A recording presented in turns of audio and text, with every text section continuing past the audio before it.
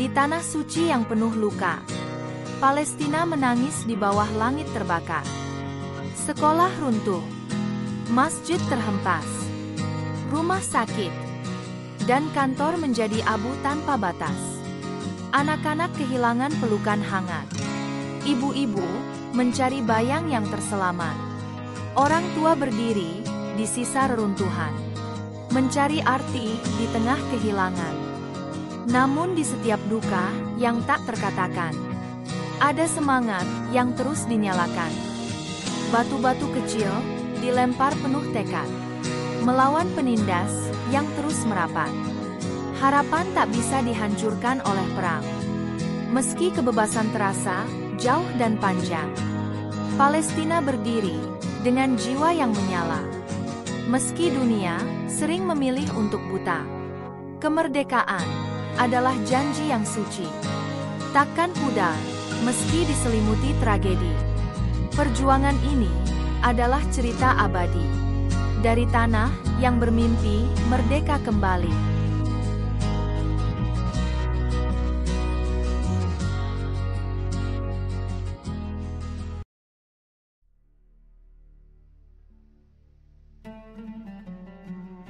Palestina, tanah yang meneteskan air mata sejarah, terletak di jantung Timur Tengah, memanjang dari Sungai Yordan hingga pesisir timur Laut Mediterania. Wilayah ini adalah mozaik dari keindahan alam dan tragedi kemanusiaan yang tak kunjung usai. Di utara, bukit-bukit hijau Galilea menghadap ke Cakrawala. Sementara di selatan, Gurun Negev menjadi saksi sunyi perlawanan yang tak pernah padam.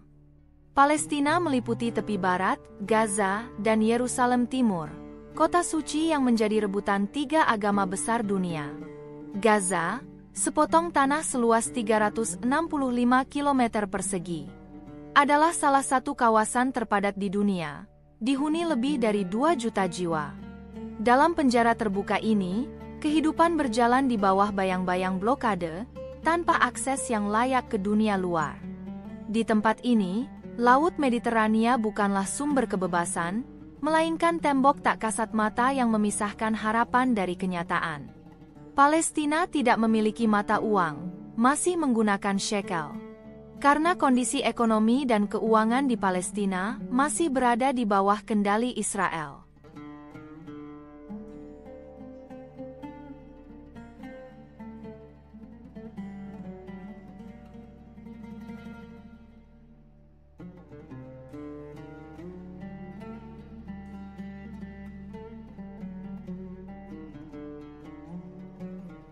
Sejarah Palestina adalah epos panjang yang berlumuran darah dan keagungan. Di tanah ini, peradaban manusia bermula, tanah para Kanaan. Tempat berdirinya Jericho, kota tertua di dunia.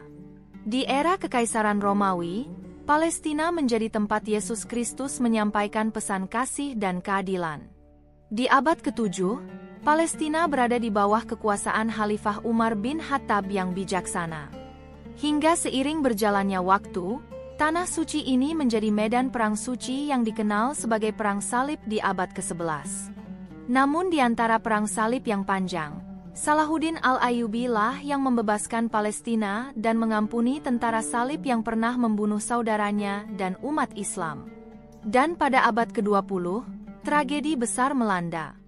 Setelah Perang Dunia Pertama, Inggris mengambil kendali atas Palestina melalui mandat Liga Bangsa-Bangsa, membuka jalan bagi masuknya gerakan Zionis di bawah Theodor Herzl yang ingin mendirikan negara persatuan Yahudi.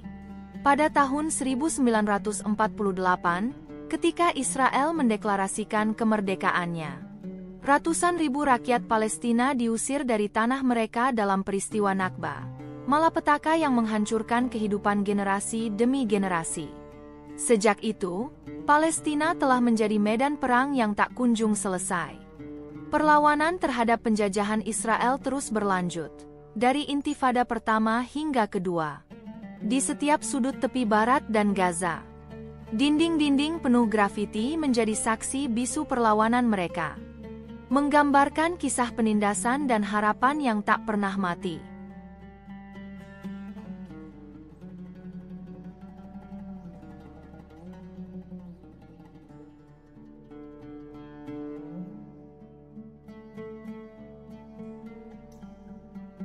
Budaya Palestina adalah jantung yang tetap berdetak meski tubuhnya terluka. Seni, musik, dan kuliner menjadi ekspresi perlawanan dan identitas. Dabka, tarian tradisional yang dilakukan dalam lingkaran, adalah simbol kebersamaan dan kekuatan komunitas. Dalam setiap hentakan kaki, tersirat pesan, "Kami masih di sini."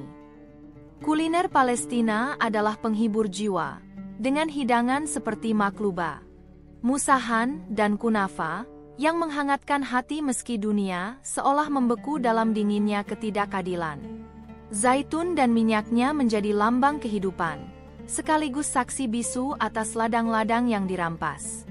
Hari-hari besar seperti Idul Fitri dan Idul Adha dirayakan dalam bayang-bayang konflik. Tetapi semangat berbagi dan cinta tetap hidup. Bahkan dalam keadaan terjepit, keluarga Palestina berkumpul, menguatkan satu sama lain, membuktikan bahwa mereka tidak akan pernah patah.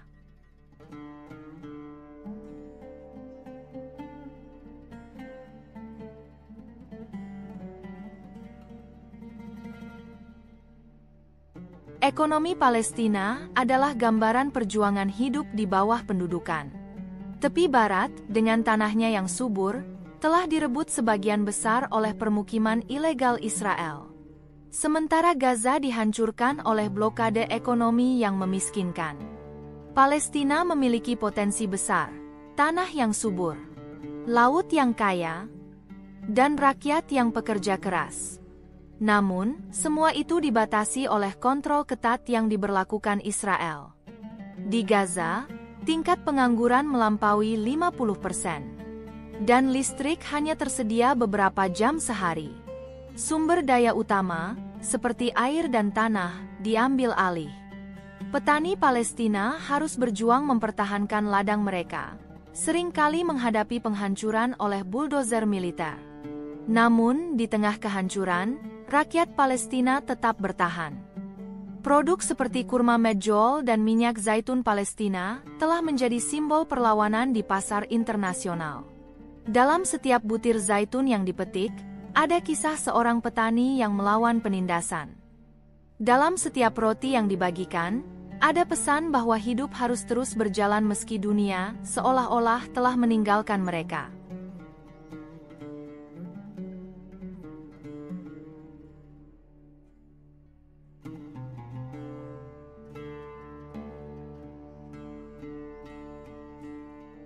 Di tengah kegelapan yang melingkupi Palestina akibat bombardir Israel, secercah cahaya kemanusiaan terus bersinar melalui persatuan rakyatnya. Palestina, sebuah tanah yang menjadi rumah bagi umat Islam, Kristen, dan Yahudi, telah lama menjadi simbol kebersamaan di tengah perbedaan. Ketika konflik memuncak dan bom-bom menghujani Gaza, kisah luar biasa tentang toleransi beragama muncul dari reruntuhan. Gereja-gereja di Gaza menjadi tempat perlindungan bagi umat Islam yang kehilangan rumah. Dalam keheningan yang dipenuhi doa, umat Muslim dan Kristen berpelukan, saling memberikan dukungan. Pendeta-pendeta membuka pintu gereja, menawarkan bukan hanya tempat berlindung, tetapi juga rasa aman dan solidaritas. Dalam detik-detik mencekam, perbedaan keyakinan melebur dalam semangat kemanusiaan.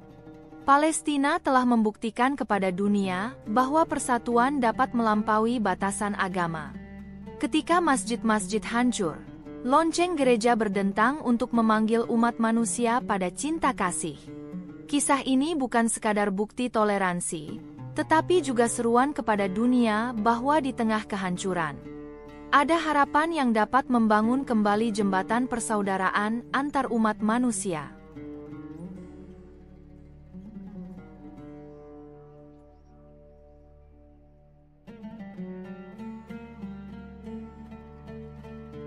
Palestina berdiri di pusat pergulatan politik global, menjadi simbol perjuangan melawan penindasan. Dalam setiap langkahnya di panggung diplomasi, Palestina terus mencari pengakuan atas hak-haknya yang telah dirampas. Pemerintah Otoritas Palestina, PA, di tepi barat, dan Hamas di Gaza seringkali berada dalam ketegangan politik. Namun krisis yang mereka hadapi telah memperkuat tuntutan bersama, hak untuk merdeka. Palestina telah memperoleh pengakuan dari lebih dari 130 negara dan status sebagai negara pengamat di Perserikatan Bangsa-Bangsa pada 2012. Namun, upaya diplomasi ini tidak berjalan tanpa hambatan. Amerika Serikat dan negara-negara sekutunya seringkali menggunakan kekuatan veto untuk menghalangi langkah-langkah yang mendukung Palestina. Meski begitu, semangat Palestina untuk berdiri di depan komunitas internasional tidak pernah padam. Gerakan boikot, divestasi, dan sanksi (BDS) yang semakin meluas di berbagai negara adalah salah satu bukti bahwa perjuangan ini telah menjadi isu global.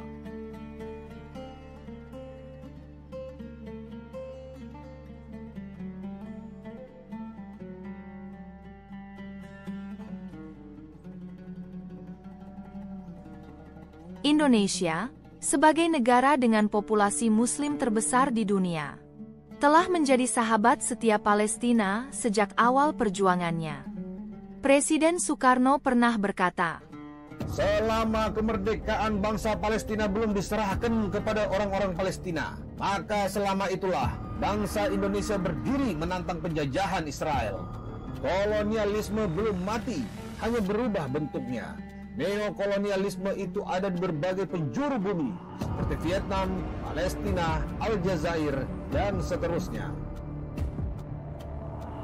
Kata-kata ini terus menjadi dasar bagi dukungan Indonesia terhadap Palestina. Bantuan kemanusiaan dari Indonesia mengalir deras ke Gaza dan tepi barat, baik dalam bentuk dana, logistik, maupun fasilitas medis. Masjid Indonesia di Gaza menjadi salah satu simbol nyata persahabatan ini.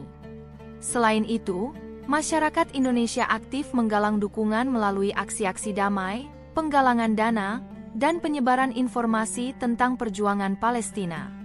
Hubungan ini bukan hanya soal agama, tetapi juga nilai universal tentang keadilan dan kemanusiaan. Generasi muda Indonesia tumbuh dengan semangat solidaritas terhadap Palestina, menjadikan perjuangan Palestina bagian dari perjuangan moral bangsa Indonesia.